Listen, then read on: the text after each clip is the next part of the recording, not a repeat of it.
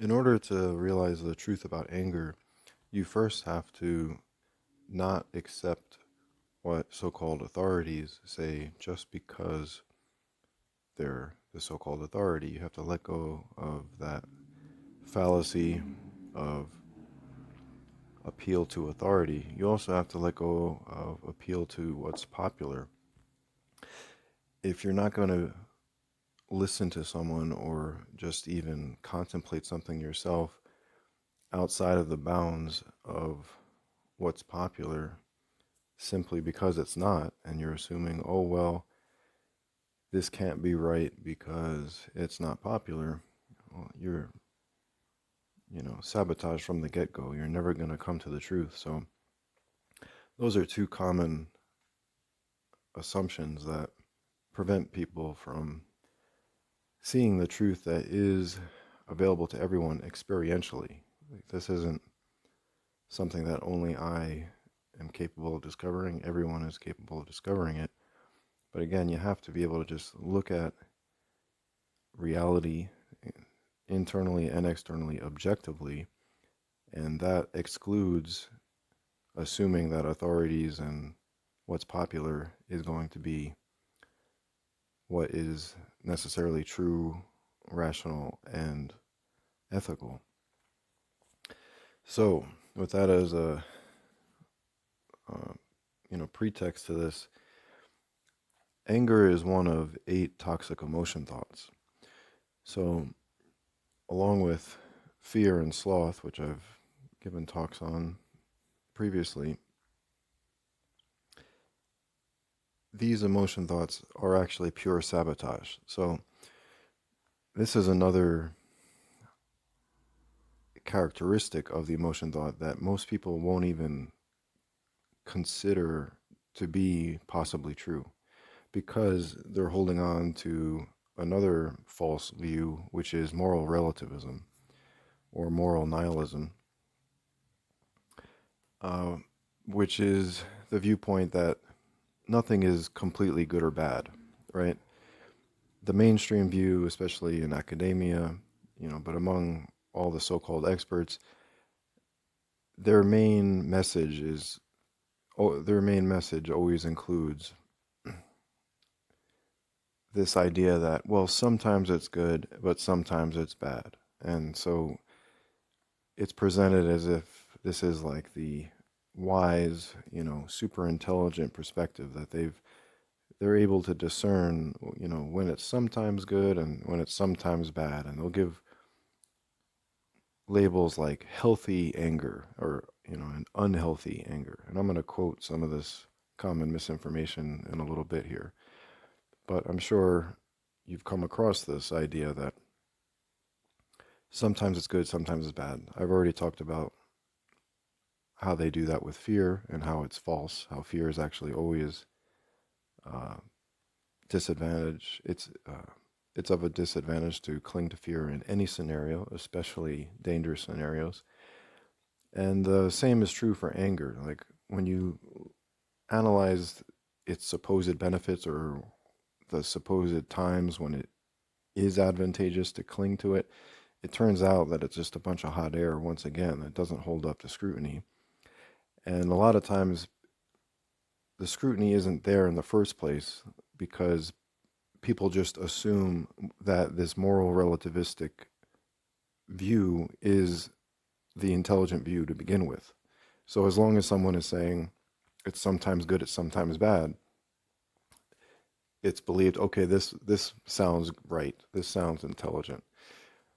And if someone says, oh no, it's always bad, immediately there's this like knee-jerk reaction, like, what do you mean always bad? No, that can't be. And then the other fallacies might kick in too. And plus, that's not what the experts say, and that's not what everyone else says, so that can't be true.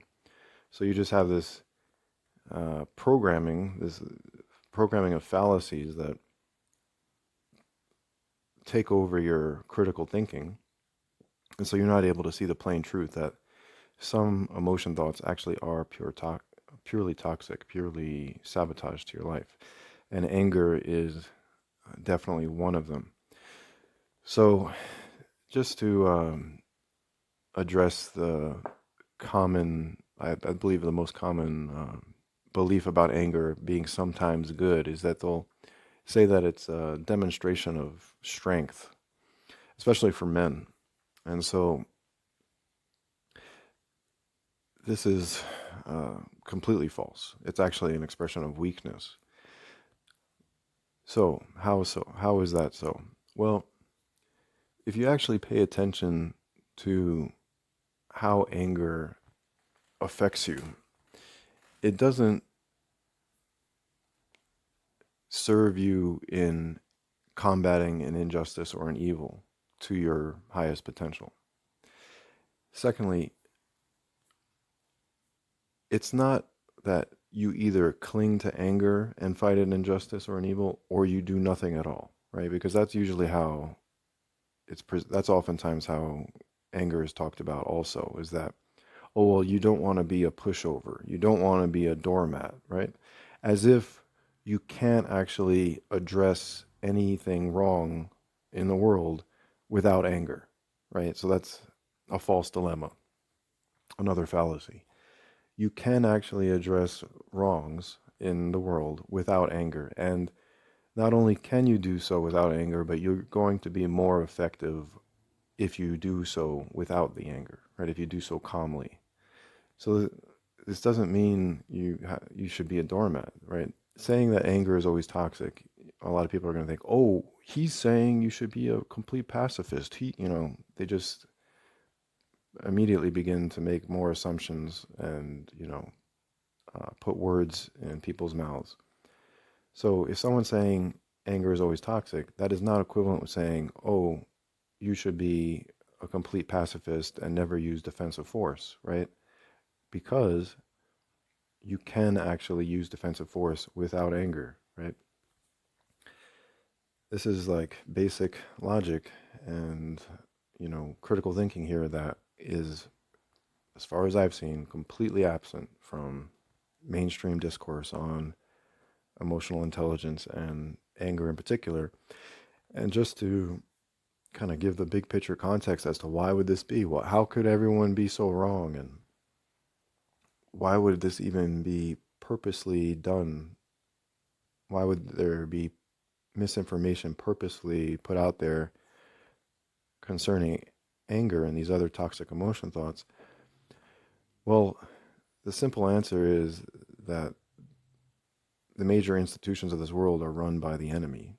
And so even if you don't believe in uh, divinity, you don't believe in a good creator, and you just have an atheistic worldview, you might still be open to the possibility that people in positions of great power aren't interested in an empowered population, right? And so the main way you can disempower a population is by having them believe disempowering disempowering lies that sabotage their lives. And so by believing that the 8 vices are actually empowering when they're actually disempowering, by getting men and, on this topic in particular, to think like, oh, anger is a sign of strength, and uh, you're actually then having a weaker, more volatile and less effective warrior class, if there is one at all still remaining after, all of the emasculation and feminization programming and chemical bombardment of the population, as other angles of attack.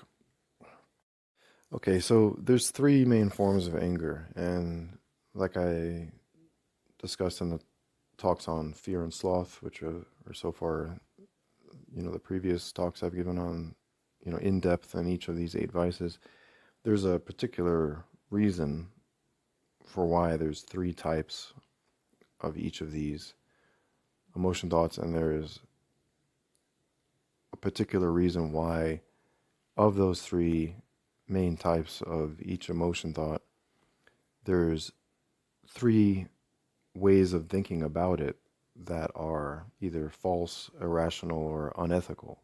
Because those are the three modes of decision making. You make a decision based on what you think is true or false, on what you think is good or bad, and um, what you think is rational or irrational. You can call those categories, belief, conscience, and logic as well to make it uh, more simple.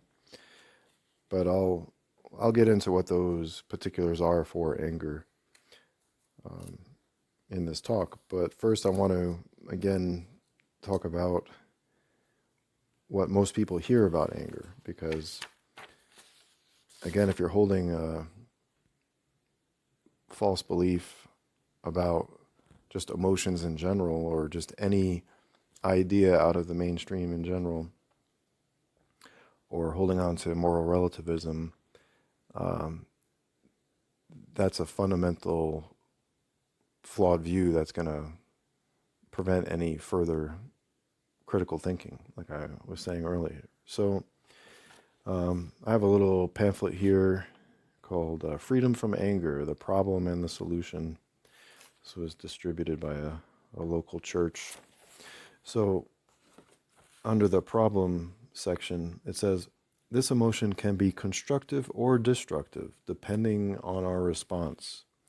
So again, this is the most common, as far as I've seen, the only view, on these destructive emotion thoughts is that they always include this moral relativistic viewpoint.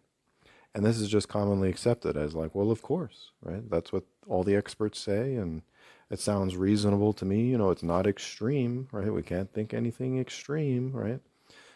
That's considered, flawed thinking.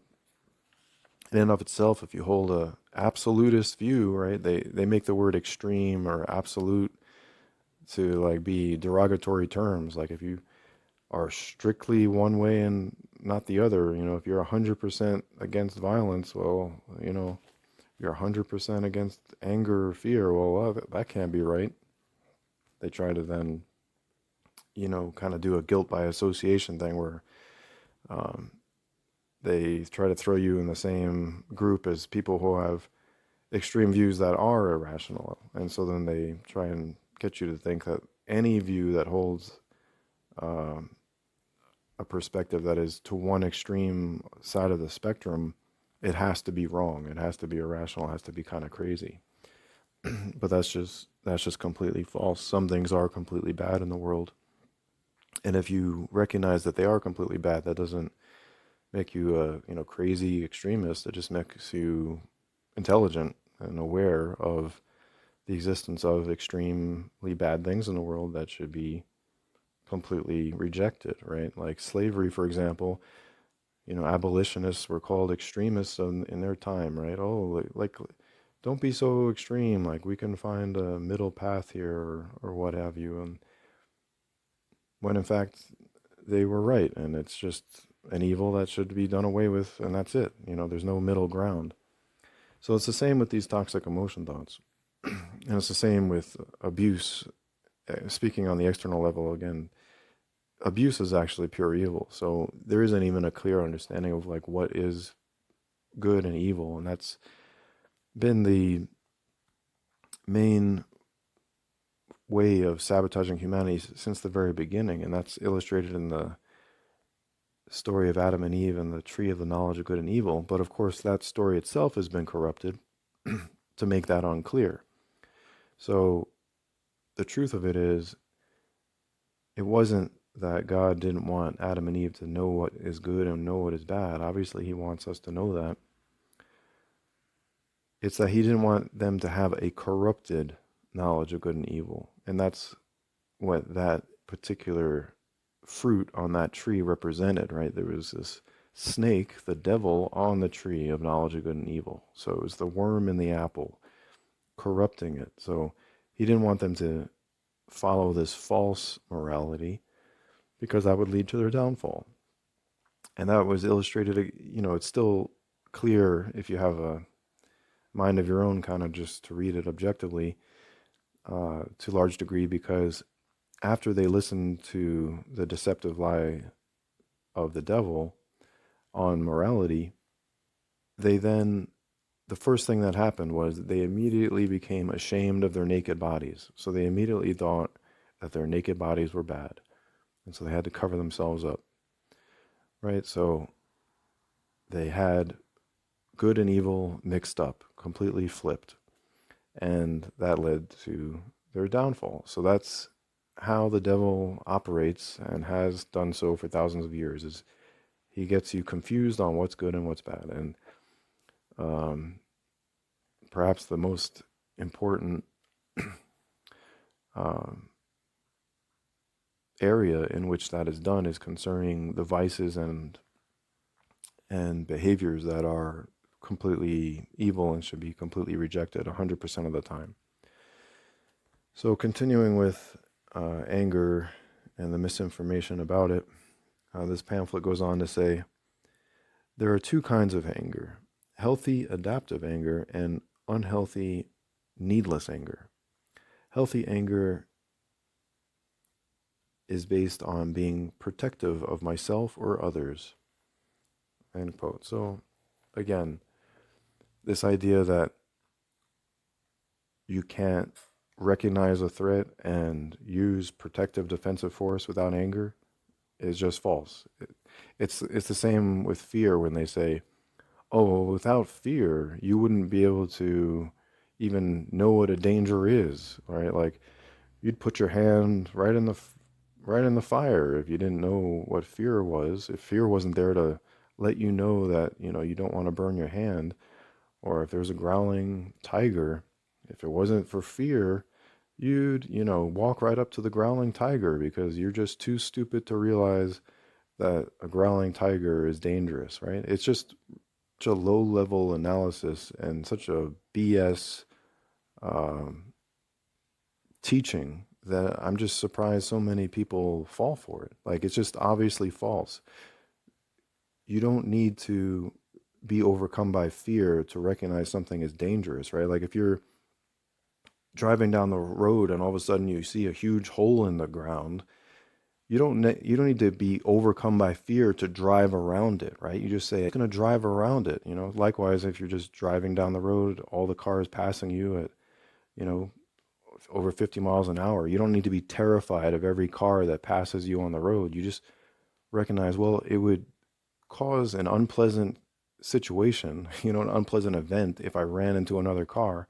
I don't want the unpleasant event, so I'm just going to stay in my lane, right? You can stay calm the whole time. You don't need to be stressed with fear just to avoid danger. So likewise, this stupidness here about anger, saying, oh, well, if it wasn't for anger, you'd never have any like instinct to protect anybody or protect yourself. You would again just be this doormat. So it's propaganda, and it's set on making you believe that this completely toxic emotion thought is sometimes helpful. And again, you just have to think clearly and objectively a bit. Just like you don't need fear to give you the awareness of a danger, you don't need anger to give you the awareness of an injustice or an evil, right? If some abuse is happening, you can be aware of it, you can perceive it without the emotion thought of anger, right? You can just perceive, okay, that is wrong, I don't like that, right? You don't need anger to get involved at all. And actually, if you let anger get involved, it's just going to degrade your ability to tackle that problem or deal with that problem or end that problem. And this just goes along with, the overarching misperception on these emotion thoughts that they're sometimes empowering. The fact that you would even think that you need these emotions to carry out basic perception of reality just shows, like, in and of itself, how disempowering they are. It's like an infantilization of humanity just to think like, oh, I don't know what's dangerous or not without fear. Oh, I don't know what's good or bad without anger. It's like this strange um, sense of dependency on this toxic emotion thought, right?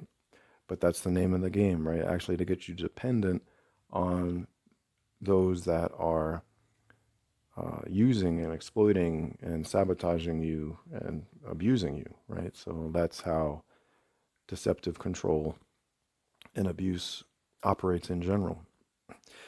So returning to just anger in particular here, I addressed common misinformation that is spread about anger.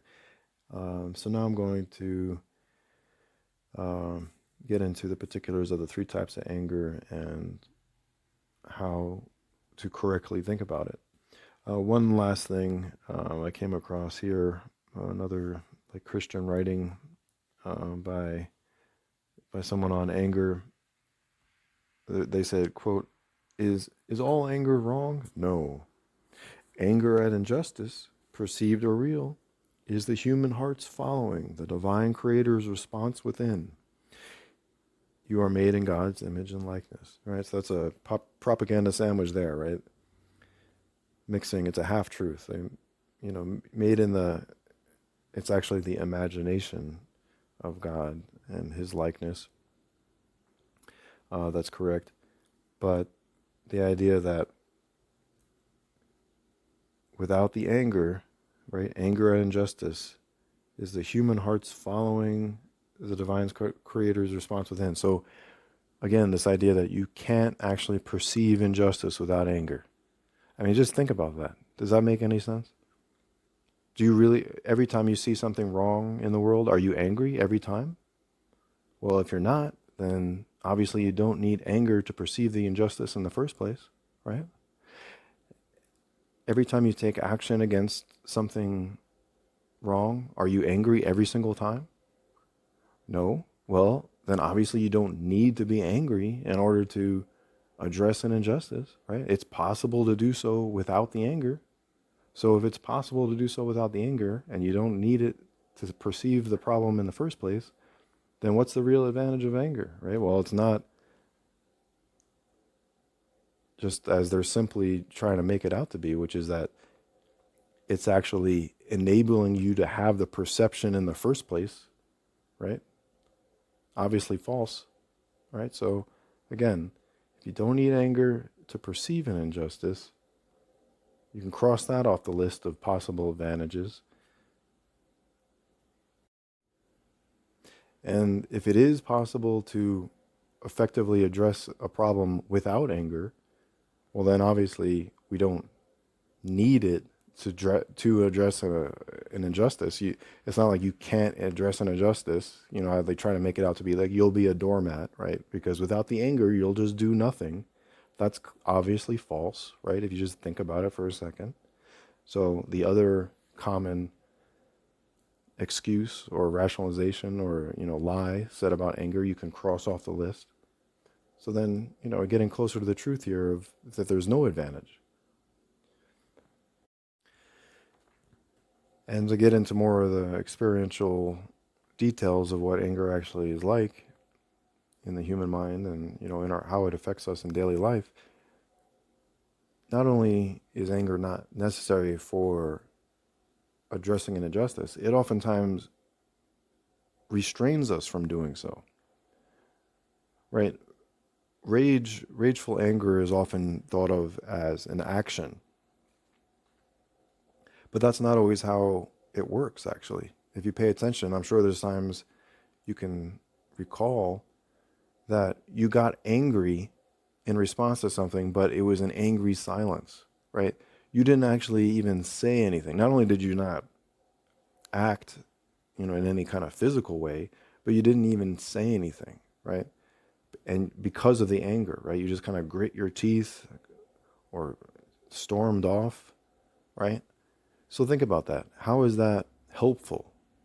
If someone really did commit a wrong and you just get angry, grit your teeth, and walk away, is that effectively addressing the problem? No, not at all. So obviously anger isn't helping there, right? If you stayed calm instead and just rebuked whatever the abuse was, if it was verbal or if it was something physical, perhaps using proportional defensive force calmly, wouldn't that be more effective than doing Nothing but storming off with your teeth, clenched? Obviously so, right? So here's another clear proof that anger is not always helpful in dealing with injustice, right? Not only not only do we not need it to perceive the problem, we don't need it to effectively respond to the problem either. So, been talking about this. This is actually one of the three forms of anger, which is anger as rage. And again, rageful anger isn't necessarily expressed like through physical violence, physical force. You can oftentimes find that rage just leads you to do jack squat other than storm away, you know? And how is that expressing any kind of power? It's not. It's actually disempowerment, right? Because the more logical, ethical, and loving thing to do would be to rebuke or address the abuse in a calm manner rather than just storm off. Okay. But there, of course, there is a form of rage which is active, you could say, through physical force. So, again, is it impossible to employ defensive force without rage? Yes. And if you have studied martial arts at all, for example, you'll have come across the teaching, which is an old teaching, right? Like you can find it with teachings on like samurai in particular, but many other traditions where they talk about anger not being useful on the battlefield, right? That you actually want to keep a calm, cool head. And then in doing so, you'll be able to more effectively combat those that are attacking you or attacking others around you.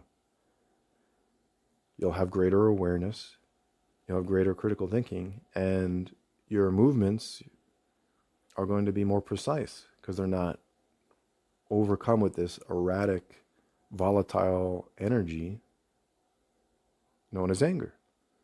So it doesn't help in using defensive force when it's appropriate. And it oftentimes misleads us into not doing anything at all. And so, anger is rage, just in brief. I could talk more about it, but just to give a brief summation of how each of these forms of anger is,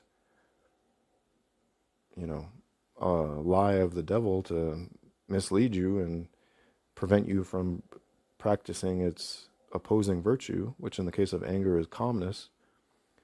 I'll just leave it there for anger is rage and continue on to the next type of these three forms of anger, which is unforgiveness, or you could also just call it bitterness and resentment. So, anger as unforgiveness is thought of incorrectly in three ways. So I'll go first about the belief, then the logic, and then the ethics. So the fact about anger, which counters the lie about it, is that forgiveness is not the same thing as being a weak pushover. Again, forgiveness, this idea of the pushover, if you're not angry, right?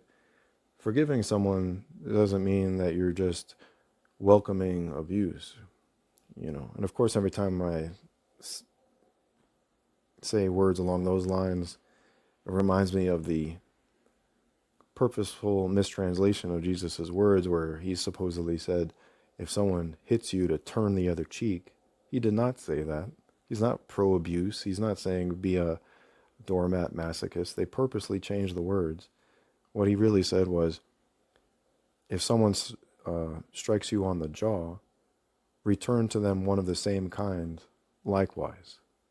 Right? Not only eye for an eye, tooth for a tooth, but even at that level of abuse, even at that more subtle level of abuse, right?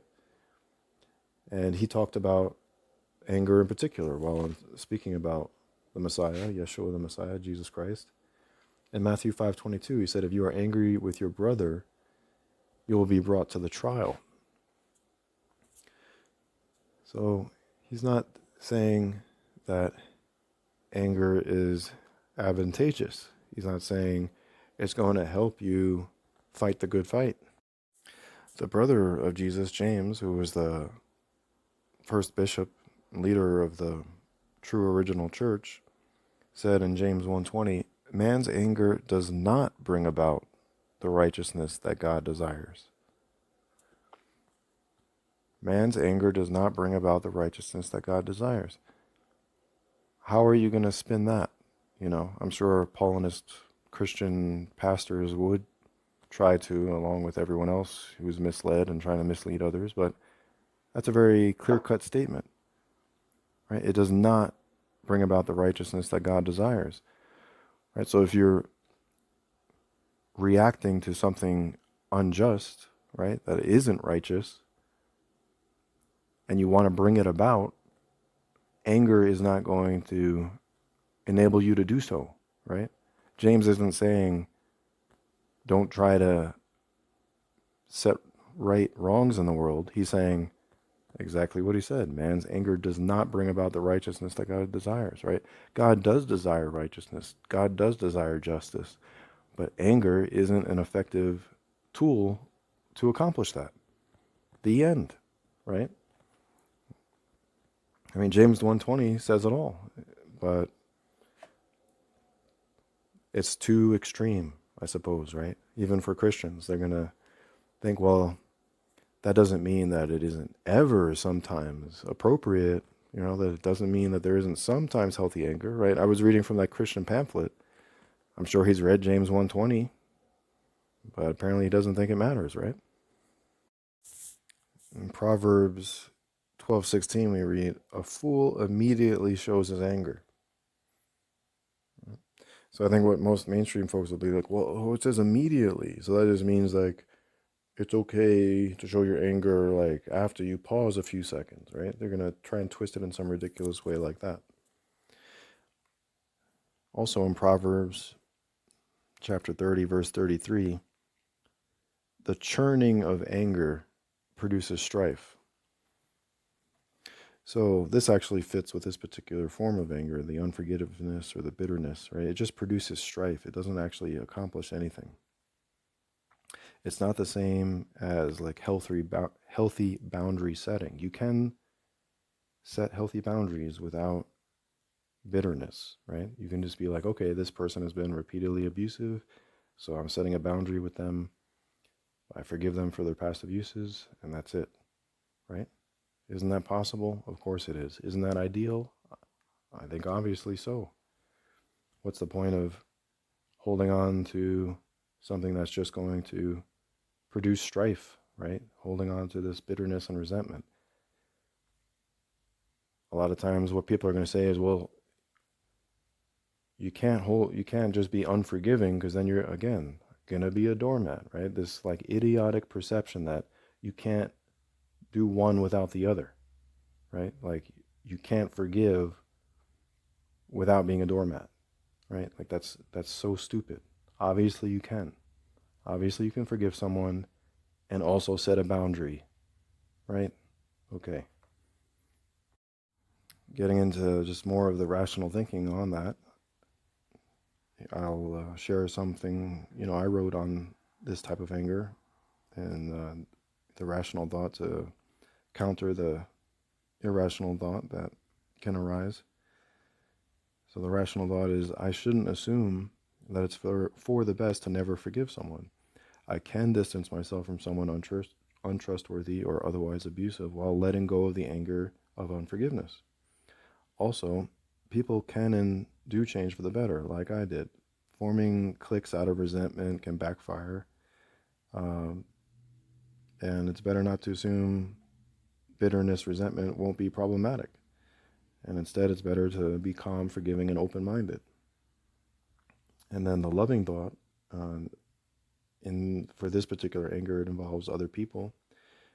You can think, I forgive everyone who has abused me, like I would like to be forgiven for my own past abuses. And, I won't hold to um, resentment and bitterness towards others, right? That's the correct view. That's calm, loving thought, calm, rational thought, and calm, fact-based thought that can conquer this form of anger. Okay, moving to the final form of anger, which is anger as jealousy or envy. Jealousy and envy really being the same thing fundamentally. The fact about jealousy is that it's not the same thing as disappointment, that I don't have something I want that someone else has now. All right, so this is the false equivalency that can arise in your mind that can deceive you into clinging to it as if it's not really a bad thing, or you're just disappointed, right? There's a difference between being disappointed that you didn't attain something, or you didn't win a sporting event or whatever. There's a difference between that and being jealous and envious of others. The jealousy and envy is actually a form of anger. Right? If you pay attention, you can realize that jealousy, that envy, it's actually a form of anger. It has that same volatile negative energy to it. Concerning the rational pathway of thought that can conquer the irrational thinking concerning anger as jealousy, you can say to yourself, I shouldn't assume having what others have will make me happy, right? So even in the first place, if you're getting angry because you don't have something that you want, well, what you're wanting at the time may not actually even be for your best, right? If you're not even seeking God's guidance on what's best for you and just going on your own ego as far as, what's going to make your life better, you could be completely wrong. You could be dead wrong on that. So firstly, you shouldn't assume that just having what others have will make you happy. And then also, you should not think aggressively and jealously towards others because they have things that you don't have, right? Just because someone maybe has a nicer house or car or whatever than you do, it's not rational to be angry at them, right? It's not, that's irrational thinking to think that that's justified, right? Oh, I'm somehow being logical here by clinging to this jealousy and envy because someone has something that I don't currently have. So the loving thought for this particular form of anger concerns ourself, and that that thinking can go along the lines of being jealous of others just adds stress to my life. So I should embrace a calmness rather than anger, because rather than anger as jealousy, in order to be loving to myself. If I already have a healthy wish and I see someone else has it already, getting angry about it just makes my life worse. If you have a healthy wish for your life, but you don't have it yet, and you see someone has it already, getting angry about it, it's just, it's not helping the situation at all. It's just making you even more unhappy. So it's not loving to yourself to cling to anger as envy and jealousy, because it's just making your life worse, right? And so, anger as jealousy has the loving thought directed towards ourselves. The anger as unforgiveness has the loving thought directed towards others. And the anger as rage is actually contains the loving thought directed towards God, because rageful thinking is actually a lack of love towards God. Just to return to that and kind of complete at least discussing each of the correct loving thoughts on these forms of sabotaging anger. So the loving thought you can think that can counter the unloving thought that supports rageful thinking is God cares about justice and will ultimately provide for it for everyone. I can calm myself and trust that God cares about justice being done. God did not create a world where abuses are never addressed with justice. Again, justice is definitely possible with the presence of God. And I would say also, of course, including what happens in the afterlife. So to recap here, the three main forms of anger to reject 100% of the time, because they're 100% toxic sabotage for your life. And these are all forms of anger. If you think there's multiple more, if you think there's more than that, um, if you pay close attention, they actually would all fall under either anger as rage, anger as unforgiveness or bitterness, resentment, and anger as jealousy, envy. So I hope you found this analysis of the toxic emotion thought anger helpful, and you'll not be so accepting of the propaganda put out there about it that tells you that it's sometimes good, just like fear is supposedly our sometimes friend as well. All right, thanks for listening. And to add a clarifying note here, in case it wasn't clear to you why there are 3 forms of each of the 8 vices, right?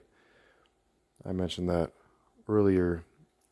The reason why that there's 3 forms of each type, right? There's,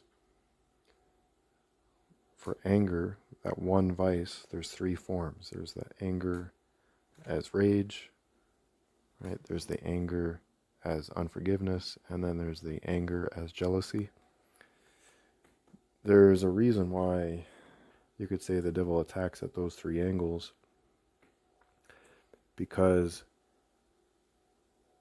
it addresses the 3 forms of love, and the law of God, the moral law, the greatest commandments of Jesus Christ, are to love God, others, and yourself, because those are the 3 beings that you can express love towards, right? You can express love towards divinity, you can express love towards other people or other sentient beings like animals, or that's really it, people or animals. I suppose you could include aliens if you believe in that, but in any case, others means other sentient beings that, have emotions, feel pain, want to live.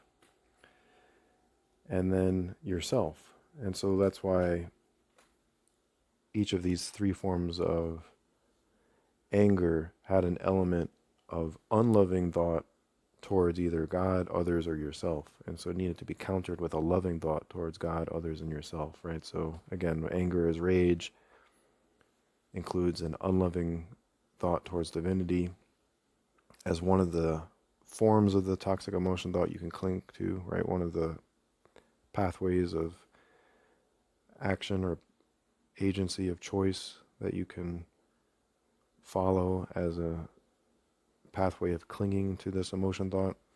And then anger as unforgiveness, as the unloving thought towards others, and then anger as jealousy, as the unloving thought toward yourself, right? So they're all means of violation of the greatest commandments. And again, that's what the devil's intention is from the start, is to get you to violate God's moral law and then face the negative consequences for doing so. And how does he achieve that? Through deception. And since he is still, running the societal human world, that's why what's called the matrix, or the system, is just one huge propaganda machine. That's why all the education, all the mainstream education, all the mainstream entertainment, of course, all of what you are going to come across on news media, politics, mainstream religion, it all contains sabotaging disinformation that is particularly set on confusing you and deceiving you on what is the real knowledge of good and evil, right? So here, I hope I've made it clear that the misinformation on anger being sometimes good and sometimes bad makes no sense at all. It isn't rational, it isn't reality-based, it isn't ethical, it's just complete BS. And the same, going for fear, sloth, depression, suspiciousness, craving, mischievousness, and conceitedness, which are the other vices of the enemy. Last but not least, though, I realized I didn't mention appeal to nature, and I know this is a very common assumption, particularly when dealing with emotions. So, appeal to nature is the logical fallacy that is irrational because you're just assuming that something that exists in nature is morally good. So, I'm sure more than one of you would have the thought pop in your mind, well, why is anger there in the first place? That doesn't make sense according to, Darwinian science, right? That everything that exists, as far as biologically and psychologically, has been put there or has been evolved and refined for our survival advantage, right? Problem with that reasoning is that it's just false. It's not, first of all, Darwinian evolution, the idea that one species actually transforms into another. If you actually look into that, you'll find that there is actually zero real evidence for that, that it's just complete bunk science. I strongly recommend you listen to scientists that oppose or reject Darwinian evolution so you can learn the truth about that. If you look up intelligent design versus Darwinism and listen to the side on intelligent design, like don't just go to the same establishment scientists pushing this bunk science, you can learn quite a lot. But regardless of whether you believe in Darwinian evolution or not, believing that something is morally good just because it exists in nature doesn't actually make sense. Again, regardless of your, scientific or religious beliefs. I can observe an animal doing something, cruel to another animal. It exists in nature. Does that mean that, I should perceive it as a moral good and replicate it myself? No. Aren't there natural elements and substances in the world that are poisonous? Yeah, of course, right? So it exists in nature, but it wouldn't be advantageous for me to make use of it in my daily life, right?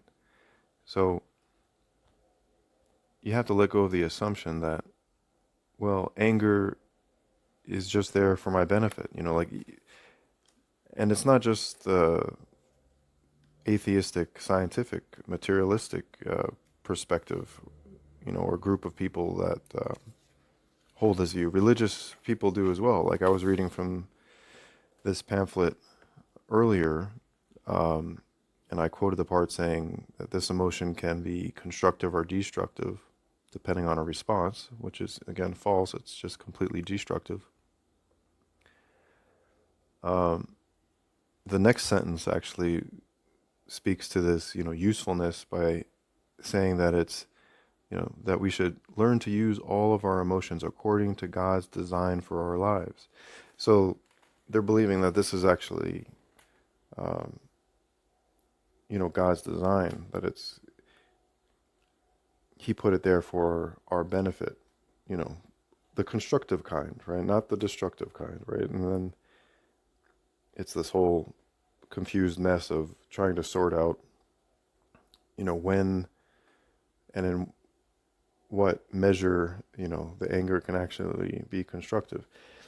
I mean, basically, on the religious front, it's just a rejection of what's a field of study called demonology, right? It's just rejecting the possibility that there is actually negative energies and influences and spirits in the world. And those aren't advantageous. That's not God's plan for us to be deceived and misled by, demonic entities, right? So on the religious front, you should be open to the possibility that anger is actually what could be labeled as demonic. But if you're completely materialistic, 100% think, the world is just what we can see and nothing else, which makes no sense. But, I won't get into that. I could briefly just mention consciousness as an issue, but in any case, the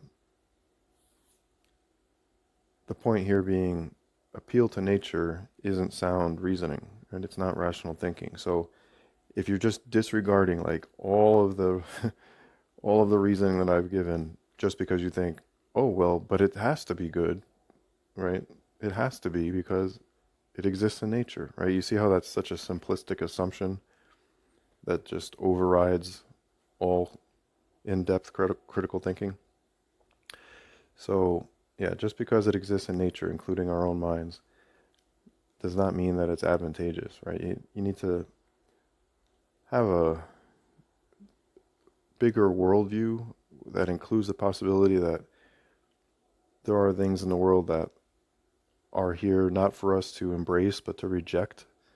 And as far as a good reason, we could say, well, because it strengthens us, right? We're strengthening the virtues. As you get better at rejecting anger, you get better at embracing calmness. So the advantage is in rejecting them, not in having this, one foot in the door, one foot out, sometimes embracing, sometimes rejecting. It's really, once you think that it's the devil getting the wedge in the door, once you think that it's sometimes good and sometimes bad, well, it's going to mess with you for the rest of your life. It's going to undermine you repeatedly for the rest of your life, undoubtedly, because there is no actual exception to the rule. And that's the deceptive nature of it, right? And the enemy is, all about deception, getting you to do things that are actually to your detriment, but you think they're for your betterment, right? Again, going back to the story of Adam and Eve, right? He was telling them, oh, actually, this won't be bad for you. It'll be good, so don't listen to God. Follow me, follow my deceptive sabotage. And that's exactly, that story encapsulates what each of these toxic emotion thoughts are doing in our own minds. They're, whispering sweet deceptions, right? That sound like, oh, this is going to be empowering or, somehow advantageous to follow, when it's always the opposite.